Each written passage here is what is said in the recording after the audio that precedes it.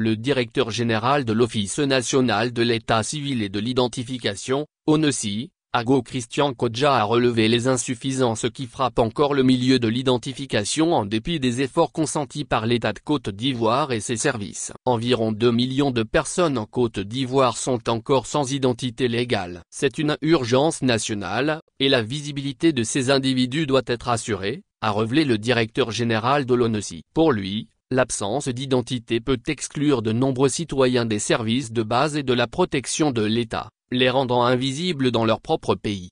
Il l'indiquait lors de la célébration 2024 d'Eid 4 Africa, un mouvement panafricain visant à promouvoir l'identité juridique pour tous.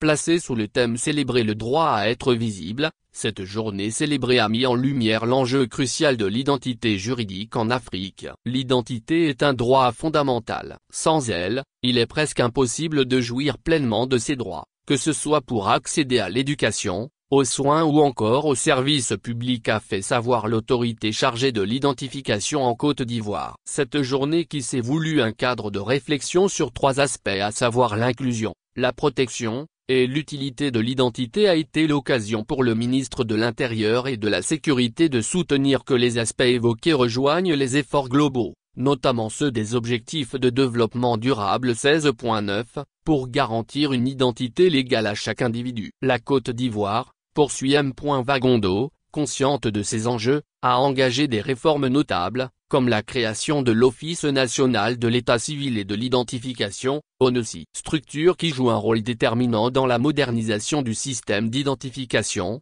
avec des initiatives comme la mise en place des cartes biométriques sécurisées et l'interconnexion des registres d'état civil. Revenant sur l'adoption du numérique comme modèle de production des cartes, il a indiqué que cela était perçu comme une clé pour renforcer les systèmes d'identification. À l'en croire, c'est un procédé qui permet de disposer d'identités numériques fiables qui constituent désormais un pilier central pour faciliter l'accès aux services publics, mais aussi pour garantir une sécurité accrue face aux défis de protection des données. Le ministre de l'Intérieur et de la Sécurité a profité de l'occasion pour faire savoir que la Côte d'Ivoire aspire à se positionner comme un leader en matière d'inclusion numérique sur le continent. Dans cette dynamique, la journée d'échange qu'offre la journée de l'identité juridique en Afrique, représente un pas supplémentaire vers la création de solutions communes et innovantes pour garantir l'accès à l'identité à tous.